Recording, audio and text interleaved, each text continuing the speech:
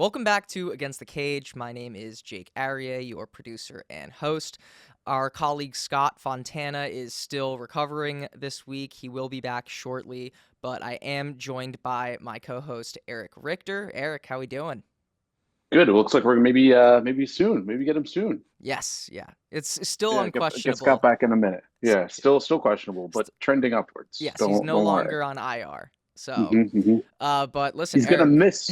He's gonna miss one of the best fight cards of the year. I know. So getting right into it this weekend. I mean, he Yeah. will still be watching about it, and if you follow Scott on social media, he's definitely someone to follow for fight result analysis, but also he's great with scoring. One of the best minds in the MMA media for judging and such. So make sure to follow Scott if you don't already. But Eric, let's talk about this fight card this weekend. You just said it. Fight before we get into any of the specific fights.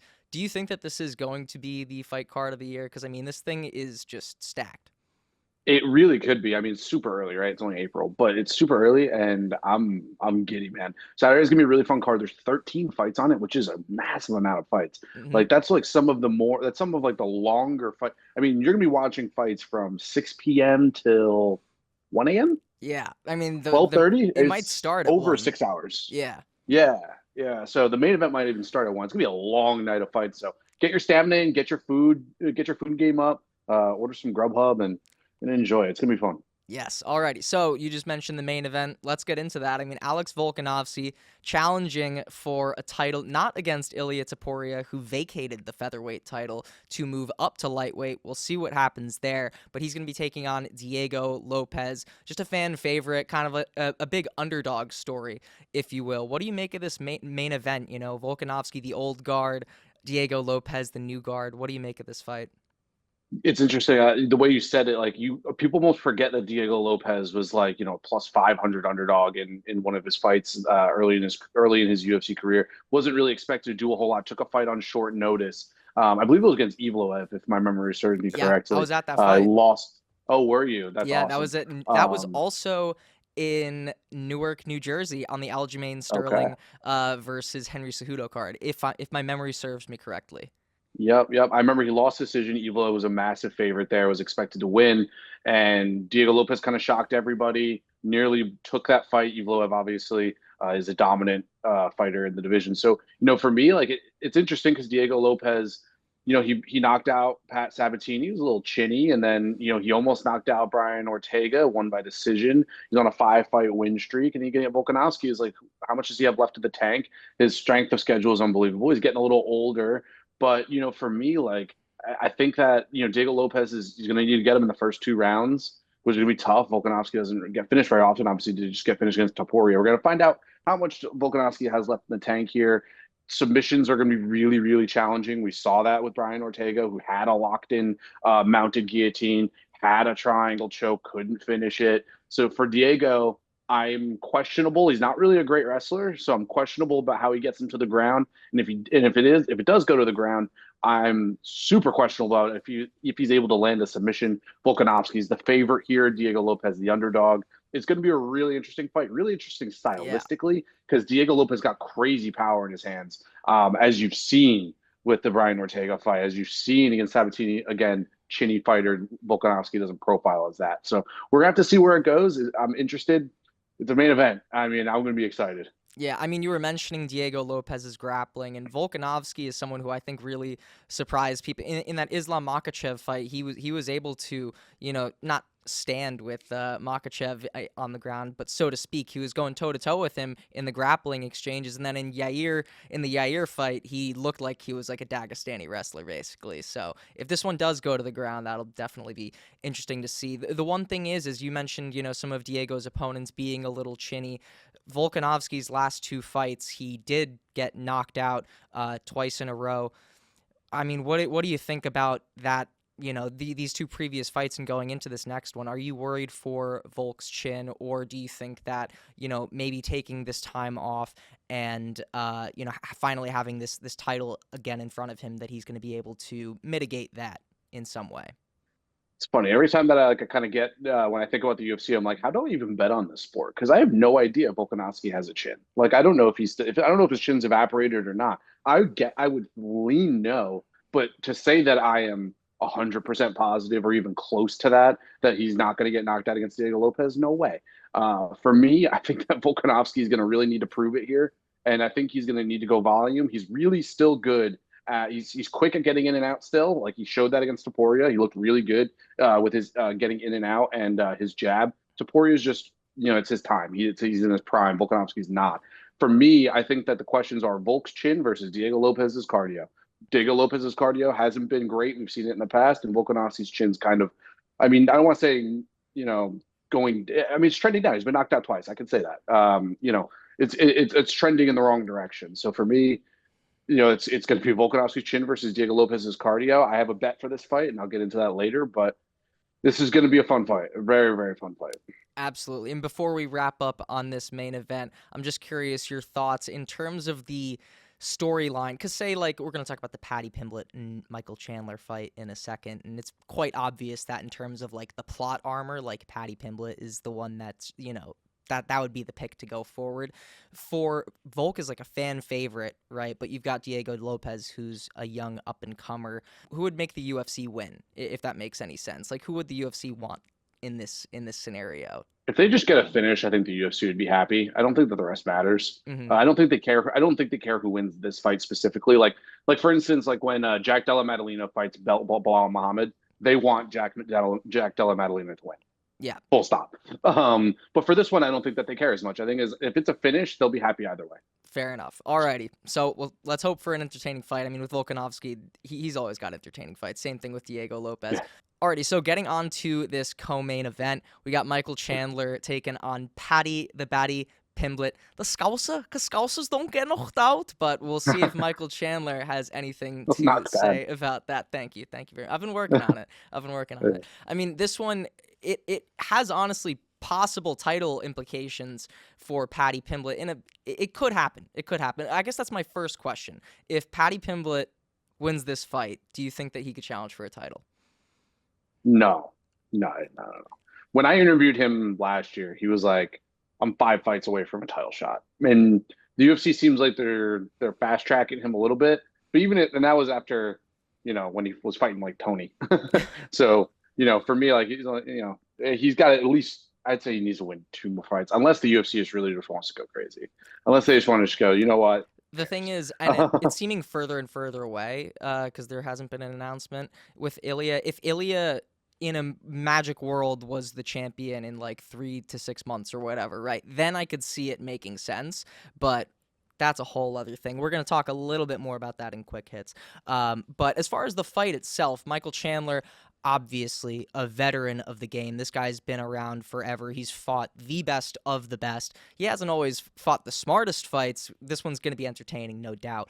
But Paddy Pimblett, young, up-and-comer, he's looked great on the ground, looked pretty good on the feet as well. Maybe not fighting as much great competition. This is definitely his biggest test so far. So what do you make about this matchup?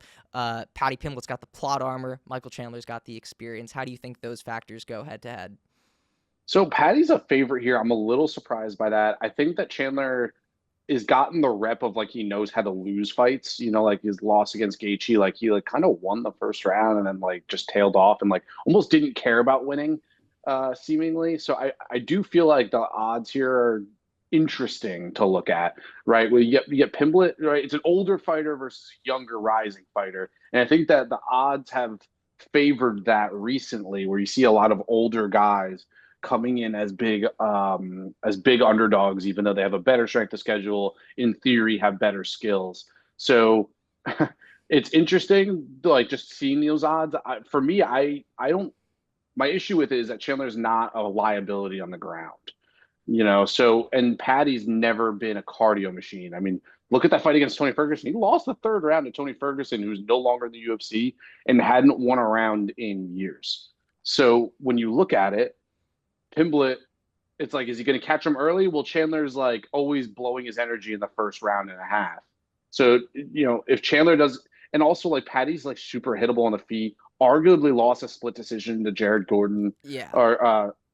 So like that's a tough one for me to like really just be like, oh, like, yeah, like Chandler's going to be an underdog against Pimblett. I understand that Chandler's getting a little long in the tooth and he's been on a long layoff, but it's very hard for me to sit here and be like Paddy Pimblett should be favored. I don't. He's not going to fight for a title after this, and I don't see the grappling advantage being that. I mean, he went.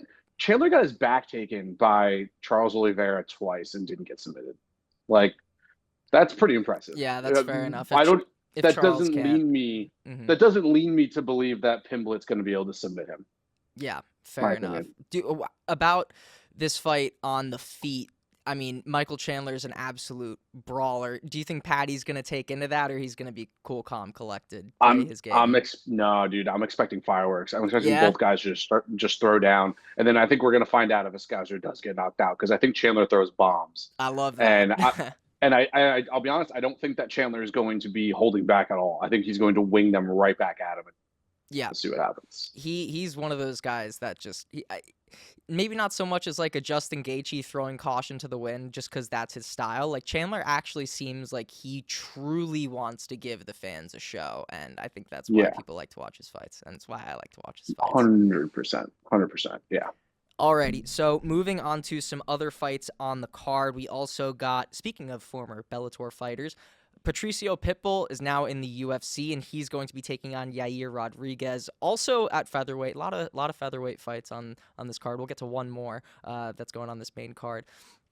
I mean, Patricio Pitbull, it's all the same things you could say about Michael Chandler. Legend of the game, been around forever. The most accomplished Bellator fighter in their promotion's history. Rest in peace. But yeah, now he's in the UFC. He's taking on Yair Rodriguez. This is a great bout at 145. What do you think about this one, Eric?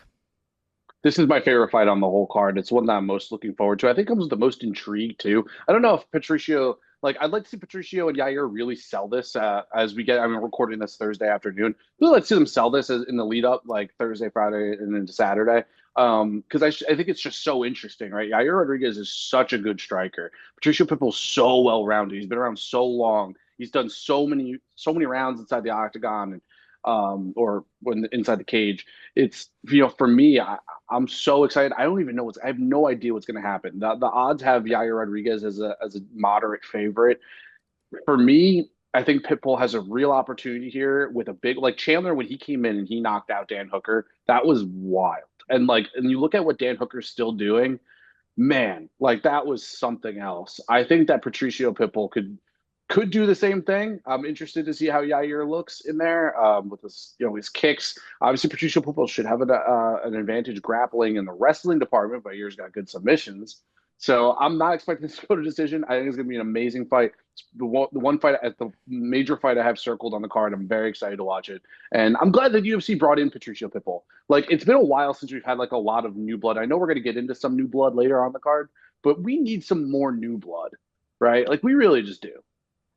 Yeah, and one thing you were kind of talking about is Yair and Patricio trying to sell this fight. What Yair? I don't know if you saw recently. It seems like he's having more beef with Diego Lopez, who's fighting for the title this weekend. He was saying that he's got problems with the fact that he wants to represent Mexico. He's got his Brazilian heritage. So I don't know. Maybe if Yair could maybe talk a little bit more smack to Right. Patricio, then it could work. But it's kind of hard. Patricio is such a legend. What are you gonna say? Yeah, I mean, worry about the guy in front of you. You got to fight this weekend that you Yeah. can't lose. Like, and I mean, neither fight. You can never lose a fight, but like, this would be a big, big win for. I mean, for either fighter, honestly. Absolutely. Talking about some not younger blood, but maybe newer blood to the UFC. Jean Silva also on this card at 145. Again, featherweight out the wazoo on this main Loaded. card.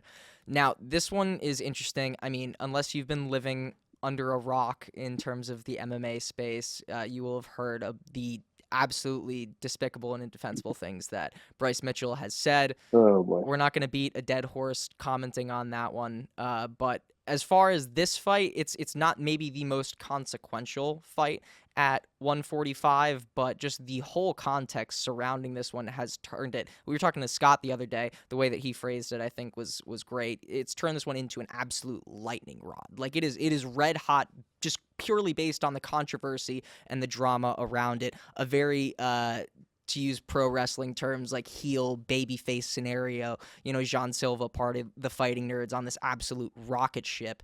Hmm. I mean, in terms of this fight, have you ever seen anything like this in terms of recent memory of something that's like so inconsequential, but at the same time, fans are just so unbelievably excited to watch it?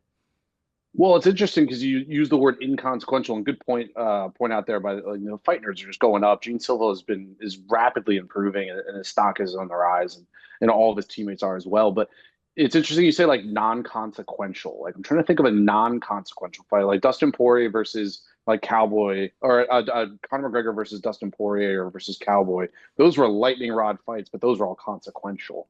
You know what Hmm. I'm saying? This is a situation like same thing with like Francis Ngannou versus Rogan had a ton of background outside noise, but those are all consequential. We're fighting for titles or near fighting for titles in Conor McGregor's case. So for me, I can't remember a fight honestly that is like this where you have two fighters here who there was the call out. You got Bryce Mitchell who's saying that like he wants to go fishing with Hitler, like that was like his like goal in life or something.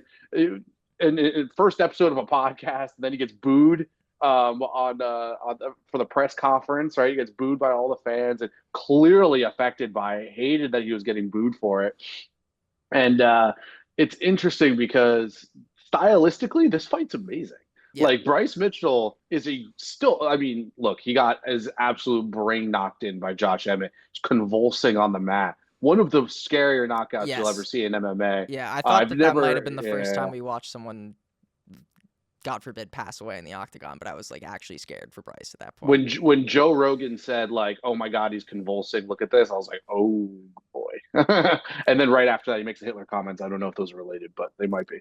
Um, and then for me, like John Silva, also like crazy punching power. We've seen him knock out like pretty much. I mean, almost every fighter he's fought against in the octagon. But not only that, but it's like takedown defense is kind of suspect, and he's a minus 300, 350 favorite, depending on where you're looking.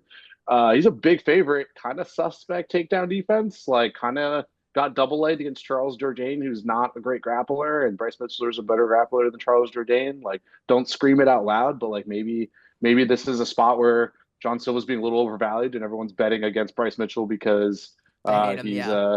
because they hate him. Like, don't say it too loud, but like the odds are pretty juicy there. So this is another fight where it's just like when they walk into the octagon, what's going to happen? Like Bryce Mitchell was clearly affected by the fans booing him at the press conference a couple weeks ago.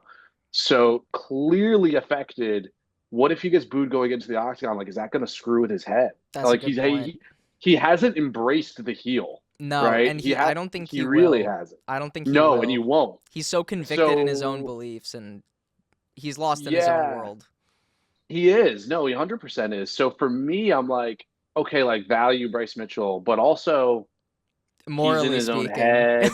Well, dude, there is no morals in betting. Like that's just how it goes. Like there's like if you want to bet on somebody, bet like we're betting on Sean Strickland, bet on whoever. Yeah, I'm interested. Charles, like John Silva, not a great takedown defender, but also like he's got the touch of death, as Firas Hobby would say, in his hands. Hmm. So, you know, John Silva connects. Bryce Mitchell's going to sleep, but if he gets taken down, Bryce Mitchell, he could sub you, no doubt. Yeah, the one thing that I'm worried about, and this has been mentioned a bunch, so it's not necessarily an original thought of mine, but worth bringing up. If Bryce Mitchell does end up winning and he gets on that microphone, what the hell is going to go on there? I'm personally not interested in seeing that. The UFC won't let him say anything bad. They if you watch Dana White's press conference after Yeah, like the comment about Bryce Mitchell, Dana was like pretty upset. Like you don't see Dana like actually get upset yeah. very often about things that people say. I've never seen him actually light up one of his employees like that. It was like Hmm. him and Dan Hardy. Like he lit up Dan Hardy one time for yelling at, I think it was Herb Dean, yelling at a referee while he was commentating for late stoppages. He like lit up Dan Hardy and then he lit up Bryce Mitchell. Dan Hardy got fired. Bryce Mitchell didn't. But if Bryce Mitchell gets onto that microphone and says some crazy stuff, like he'll get cut. Like I think that the way that I took it was that because he was asked like what was the conversation like, and he paused for a while, and then he kind of like got into it a little bit. But I think he thought about saying like it seemed like he was getting into like the if I was anybody else, I'd probably cut him. But since I'm me and like whatever I'm doing, like the free speech thing, Yeah. I'll let it go and I'll use it as a selling standpoint or whatever, like sell extra fights because of it. But I think he would get cut, and it's like so not worth it for him to get cut because like I don't know how much he makes, but I would assume it's not bad, not bad money. Yeah. So we'll see. I mean, like you I don't said, know. yeah. But so I guess that kind of rounds out this UFC 314. Some of the biggest fights. Obviously, there's other stuff on the card. Jim Miller is taking on Chase Hooper. Jim Miller is he's got a special place in my heart. Scott Fontana and I spent the day with him before his fight at UFC Yes, 300. sir. Absolute legend of the game. Can't believe he's still getting it done, but he looks young as ever. So best of luck to Jim. So there's also the other PFL tournaments going on this weekend. But before we actually get into those, right before you and I started recording, Don Davis put up a pretty wild tweet. We'll put it on for Yeah, the viewers let me at read home. it. Yeah, let me read it. It's one of the crazier things ever. So Don Davis, Damon Martin is a reporter from MMAfighting.com, and he had tweeted like basically all the Bellator. So PFL and Bellator merged, right? And none of the Bellator fighters that they pretty much like. What's the merger, right? The merger is like you get all the fighters on the roster, and you get the fight library and all that stuff, and any other assets that the company has, right? So none of the Bellator champions have fought. You can go into it. It was like Corey Anderson hadn't fought, Patchy Nix hasn't fought. We'll talk about that. But Don Davis tweets, nobody has to be here at PFL MMA is all about providing opportunity for fighters. So basically saying is that none of them want to fight. PFL is the only other premium serious global lasting MMA company with UFC. So what is your point, clown with a clown emoji? That is the response to David Martin. Crazy tweet. Crazy tweet. What are we doing? What why? Why are you doing any of it? Right? Don Davis, who works with the UFC, pretty much seemingly works with the PFL, seemingly has like a similar role to Dana White, just only at the PFL. I have, and this isn't news, right? Everyone's known this is known, but I have heard that the like PFL and Bellator, when they came together, I think it seems like it's unclear who has actually taken over each other. Like when a company merges with another, usually one takes over the other, one absorbs the other and gets bigger, right? PFL and Bellator, it's seemingly just chaos. Yeah. From from what I heard, the internal strife is so bad that nobody knows who's running what. And that is the issue. The issue is that none of the Bellator fighters know what's going on because the Bellator executives are running things also as if it's like PFL. And then PFL executives are like, wait, no, we absorbed you. And Bellator's like, oh, no, we absorbed you. And it's like, it's this internal clash and they're just fighting and arguing with each other. And it just makes no sense. Yeah. And Well, this tweet, yeah. Sorry, continue. that purchase is just awful. Like whoever did like decided that was a good idea is a waste of money. You've gotten rid of all the fighters that were worth anything, and then the rest of them just aren't fighting. Well, so one of the things that, if I recall this correctly, the reason why Gegard Mousasi was nixed from the promotion is they also adopted some of the contracts, too, of these Bellator fighters, if my memory serves me correctly. Maybe that's got something to do with it, but it just seems like they're not either willing or possibly that they're not able to put these Bellator fighters in fights that make sense for them. So I don't know. It just Based on that seems, tweet, based on yeah, that tweet is like if you don't want to be here, we don't have fights. Like if you don't want to take a fight, then don't take a fight. That's what Don Davis's tweet just said. So now it's like, okay, what's real? But again, we don't know because Bellator executives and PFL executives are like this. They're clashing. yeah, it's Get over wild. it. Yeah, Get over it. The company's not going to exist anymore if you keep doing this. yeah. I mean, the Bellator talent is arguably better than like coming like in terms of the two merging. Like Patchy Mix, you've got one of like arguably you could make an argument that he is the best bantamweight in the world. Obviously, you'd have to face Marab for that, but he's an immense talent. They've got other guys, Patricio Pitbull now in the UFC. When they came into this, they had such insane talent. It's just such a waste. Not, It's like, and you also lose Aaron Pico at all yeah, for Pico's, free, seemingly. Now it's like Pico's gone. You're not using Patchy Nicks. You're not using Corey Anderson. Like, what are we? This is the worst buy. I understand that the marriage just didn't make sense from the beginning and that you made a business mistake, but like, not for nothing. Like, if you're trying to be a real promotion, like, you should probably like figure it out. yeah. Alrighty, well, so we'll continue to see what happens there with this Bellator fighter saga.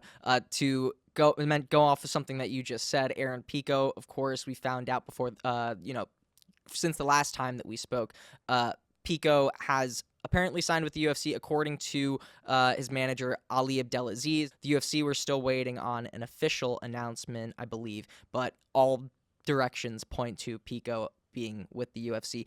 Doesn't have an official opponent. There was a report that it was Movsar Evloev, which everyone had kind of bought, but looking back on that now, after some reports, say that was false, not sure if that one really made any sense because, the main event of this 314 card this weekend, it really seems like Evloev is going to be facing the winner, so why would he take a fight against Aaron Pico? It was like not only that, but it was like 4 weeks out. Like that fight would be happening in 4 weeks. He just signed a contract. Yeah. He would have had to announce this already. So that one doesn't make any sense. But hey, Pico in the UFC, they've been asking for that. We've been asking for that. If he's not going to be fighting at all, if he was still in PFL and Bellator, so makes all the sense in the world. Finally, let's get into this PFL tournament briefly. This weekend, it's going to be the men's bantamweight and women's flyweights. Also in the women's flyweights, some news. Tyler Santos has pulled out, so she'll be absent for that tournament. What do you think about the fights this weekend for PFL? I'd be interested to see what Scott ranks them. I don't know a ton of fighters on this card. Like Liz Carmouche, I obviously know. I believe Jake Haley's on the card in the prelims, but I mean overall, like I don't know. Like I haven't watched enough PFL in order to like know all these guys. So I'll watch. I'll learn some of the names and stuff. But for me, like I know some of the older people. Like that's kind of how it worked out. Like I know some of the older guys. So I'm hopeful. I'm hopeful that there's some prospects on here. Like I said, I'd really like to see what Scott's event rating would be for it to see if there any blue chip prospects. But because PFL has actually been pretty good at getting blue chip prospects. Yeah. I think Tyler Santos falling off, that's going to tank the rating. I feel like she would have definitely. It's such a bummer. Yeah. It's such a bummer. Not having Dakota on there was already like kind of a blow to the fans. And if you saw like the text exchange that was going on, that she was posting on like social media, it's insane. But that's diving deeper into the rabbit hole. So with that, let's get into some of the fights to watch. Scott's not here, but he is I'm going to give you his fight instead. He is urging you guys to watch Yan Xiaonan versus Virna Jandiroba.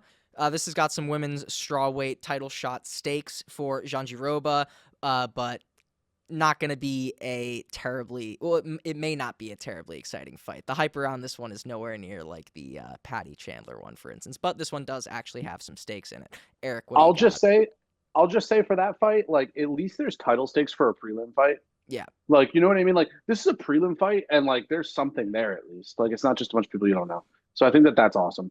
For me, I'm going Jim Miller versus Chase Hooper.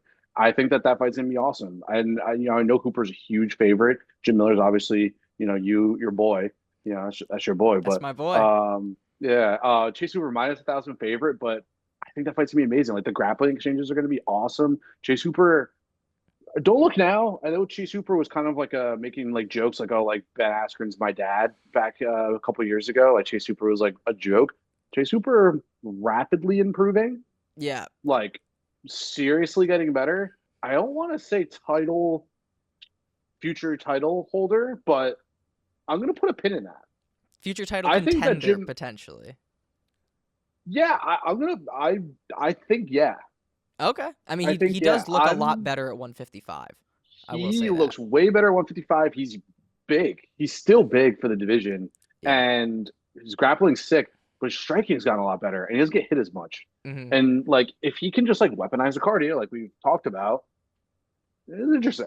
I don't know. I got that one. I'm very excited for that fight. Prelim fight on ESPN. Like, that's a big audience that's going to see him. He should honestly be the main event of the prelims.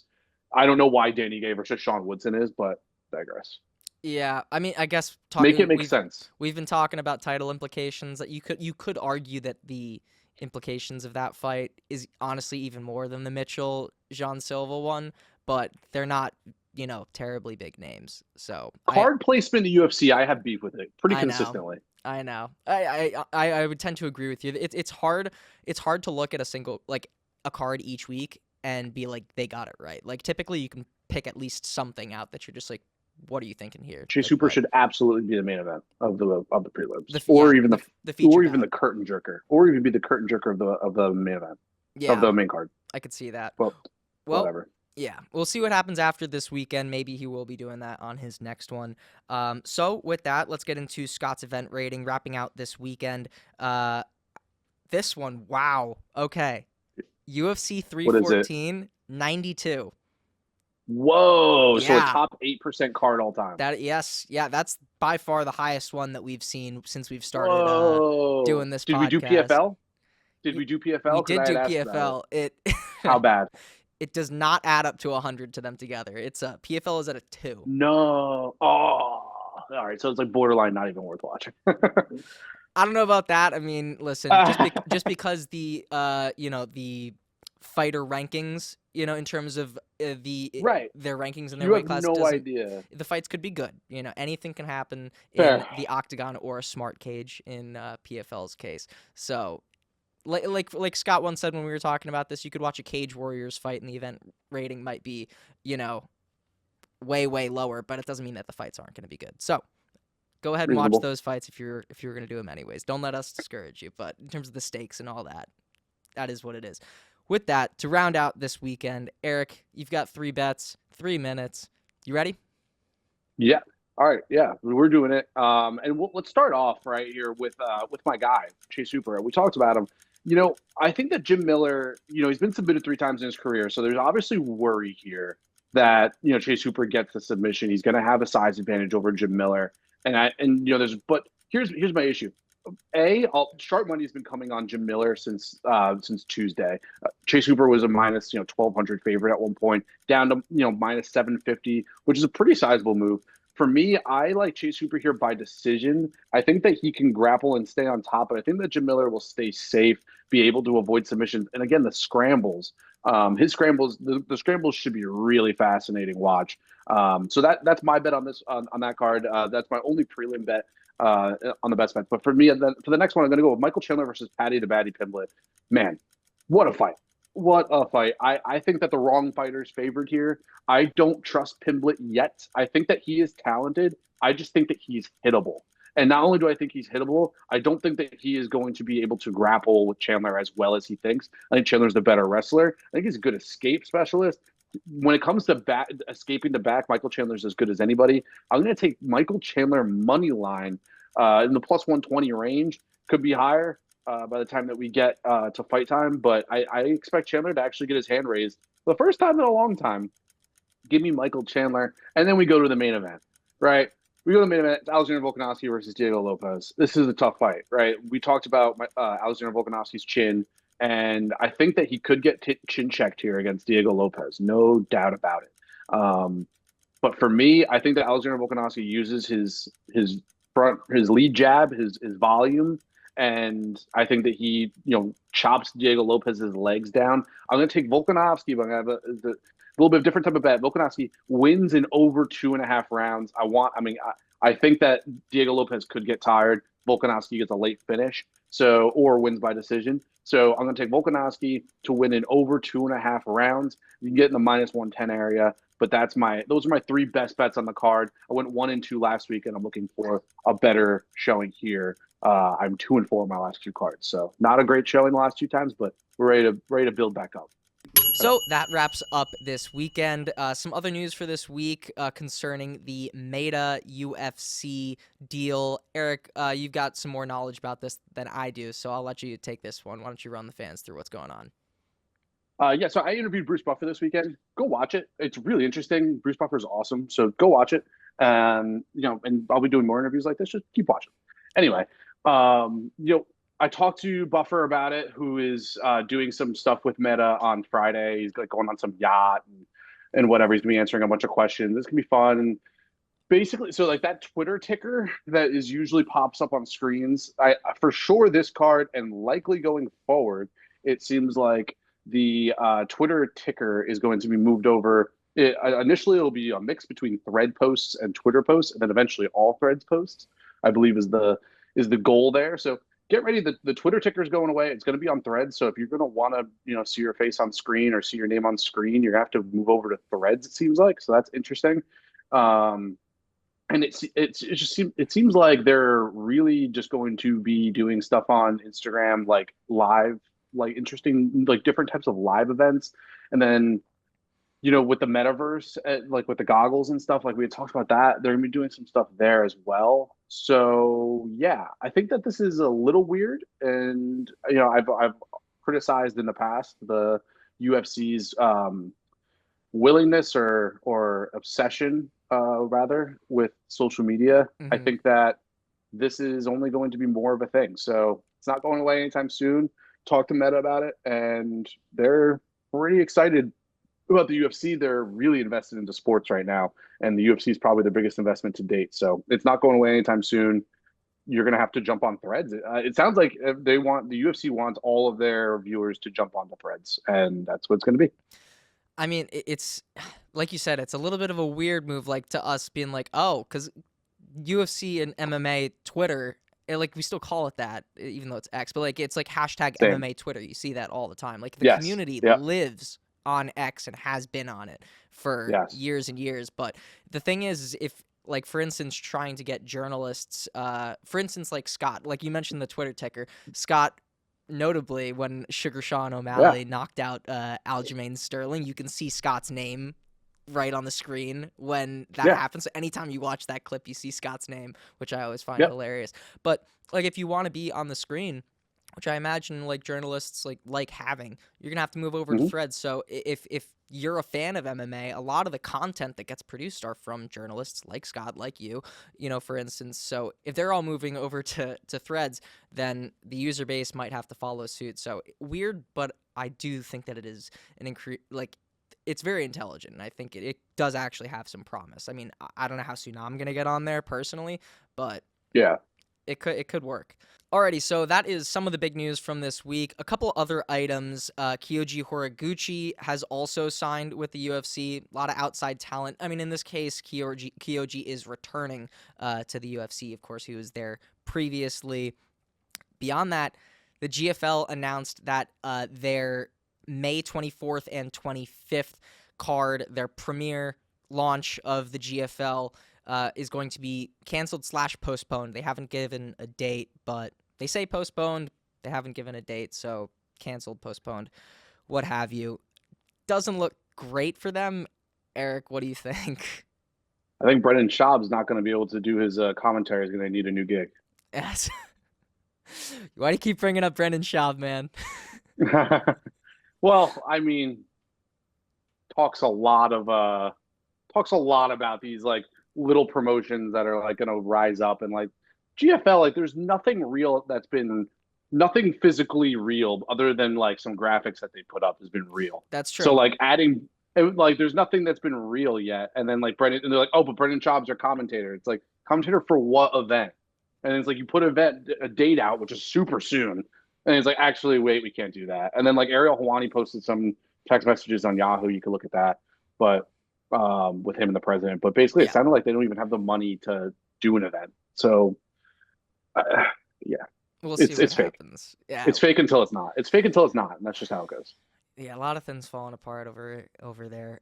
But some things that could be coming together potentially. These are sort of shots in the dark, should we say? Yeah. Drickus, Drickus, and Hamzat. There was a rumor that they had leaked. Eric, what was the deal with that one? Yeah, so on Twitter, I saw an image that was like leaked on UFCEurope.com. Is that Dricus Duplessis versus Hamzat Chimaev was accidentally put onto the UFC Europe website for a June 29th or a June 30th So fight card. International Fight Week. International Fight Week would be Dricus versus Hamzat. We'll see if that's true. Like I said, this is all nonsense, but it's all nonsense until it's not, right?